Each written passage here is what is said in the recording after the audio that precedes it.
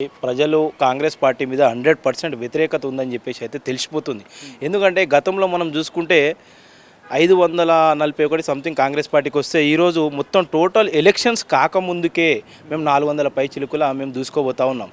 ఈరోజు కాంగ్రెస్ ప్రభుత్వం వారు ఏమన్నారంటే పార్లమెంట్ ఎలక్షన్లో 0-0 అని చెప్పేసి అన్నారు. మీరు నిజంగా ప్రజలకు కరెక్ట్గా నిజాయితీగా నిబద్ధతతోటి పరిపాలన చేసి ఉంటే ఈరోజు ఇన్ని సీట్లు కూడా మాకు రాకపోతుండే. మరి ఇప్పుడు మనం సాయంత్రం వరకు ఉంది, ఇంకా కానే కాలేదు, టోటల్గా కానే కాలేదు. ఇంకా రిజల్ట్ వస్తాను 2000 వాటిలకు పైన ఉంది, ఇంకా రిజల్ట్ రానే రాలేదు. ఈ రిజల్ట్ రాకముందుకే మేము 400 పై చిలుకులో ఉన్నాం, వాళ్ళు 800 పైన ఉన్నారు.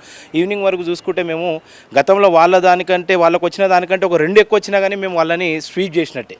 ఎందుకంటే రూలింగ్లో ఉన్నారు కాబట్టి, ఎవరైనా ఆలోచిస్తారు, రూలింగ్లో ఉన్నాం కాబట్టి ఏమైనా పథకాలు ఉన్నా ఏమైనా ఇస్తారని చెప్పేసి ఆలోచన చేసి ముఖ్యమంత్రి కూడా అన్నాడు, ఇప్పుడు కింద ఉన్నోళ్ళు మీదున్న వాళ్ళ వరకు కూడా కాంగ్రెస్ పార్టీ ఉంటే మీకు పథకాలు అందే అవకాశం ఉంటుంది, మీ ఎమ్మెల్యేతో మాట్లాడే వాళ్ళు అయి ఉండాలి, కౌన్సిలర్ వాళ్ళంతా కూడా అట్లాంటి వాళ్ళని ఎన్నుకొని ఉన్నారు. మరి ముఖ్యమంత్రి మాటలు నమ్మిరా జనాలు? ఏం చెప్తారు? ముఖ్యమంత్రి గారి మాటలు నమ్మితే మరి తొర్రూరులో కానీ ఈరోజు తిరుమలగిరిలో కానీ చూసుకుంటే మంత్రి వివేక వెంకటస్వామి గారు మరి ఎందుకు అక్కడ ఓడిపోయారు, ఎందుకు ఓడిపోవాల్సి వచ్చింది? మరి ఎర్రబల్లి దయాకర్ గారి తొర్రూరు దగ్గర అక్కడ ఎందుకు ఎక్కువ సీట్లు వచ్చినాయి మరి బీఆర్ఎస్ పార్టీకి?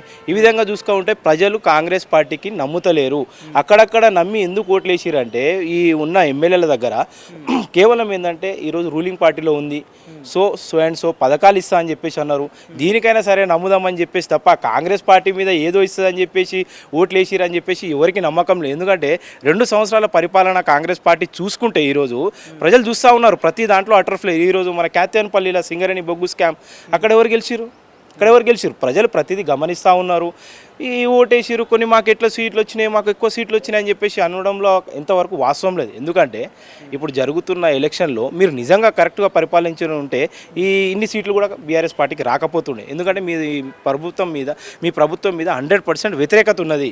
వ్యతిరేకత ఉండడం వల్లనే ఇప్పుడు మాకు దగ్గర 400 దాటినాం. మేము 400 ఈవినింగ్ వరకు 500-600 వరకు వెళ్ళిపోతామని చెప్పేసి మేము ఆశిస్తూ ఉన్నాము. వాళ్ళు అన్నట్టు క్లీన్ స్వీప్ చేస్తాం, అది చేస్తాం అనేది ఎప్పటికీ కాని పని. బీఆర్ఎస్ పార్టీ అనేది ఆకాశం, నేల, నీరు, నిప్పు లాంటిది. అది ప్రజల గుండెల్లో ఉంటుంది.